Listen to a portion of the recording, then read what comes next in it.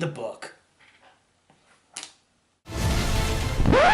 Just joking, that was only a simulation of one of my quick reviews. No, I actually have a lot to say about Ender's Game, and why it is such a damn good sci-fi movie. If you liked the intensity of the 2004 Battlestar Galactica TV series, the top-notch effects of Star Trek Into Darkness, and a little bit of The Last Starfighter, thrown in for good measure, then you will really enjoy this movie. In the future, after an alien invasion nearly destroyed the human race before they were finally stopped, an academy of elite youths are under constant training to become the new military force. Colonel Graff, as played by Harrison Ford, is looking for the best of the best to lead Earth's military in an all-out attack against the enemy's home world. And he believes he's found that leader with young Ender Wiggin, as played by Asa Butterfield.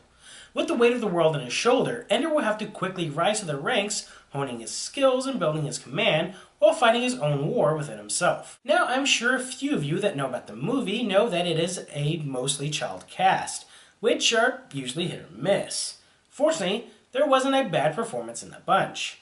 The supporting characters were given plenty of depth and personality without making them too mature to the extent that it's inhumanly creepy, such as Dakota Fanning's performance in War of the Worlds. But the kids also have a fine adult cast backing them up. In fact, Harrison Ford and Ben Kingsley are featured prominently on nearly every poster for the film. And while Harrison Ford was great at portraying the Colonel as a desperate man willing to sacrifice anything to win, Ben Kingsley's role was little more than an extended cameo and didn't contribute heavily to the film. But what is an Ender's Game film without the complex character of Ender himself? Asa Butterfield does a fantastic job towing the line between an angsty teenager under pressure and a forward-thinking, logical leader. Something that was a little lacking from the Harry Potter series, but they were working with the material they were given. And speaking of adopting books into movies, I can safely say that as someone who hasn't read the novel, I was able to follow the plot just fine. But I also can't tell what was left out or changed from the original story. There were moments that I'm sure were illustrated better in the book form, but the scenes really did stand out from the natural flow of the film.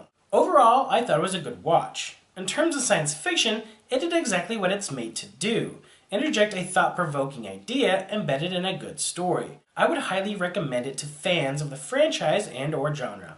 Here's hoping that the rest of November is just as good. That's it for me for now. Until next time, I'm Darren with Moving a Blender.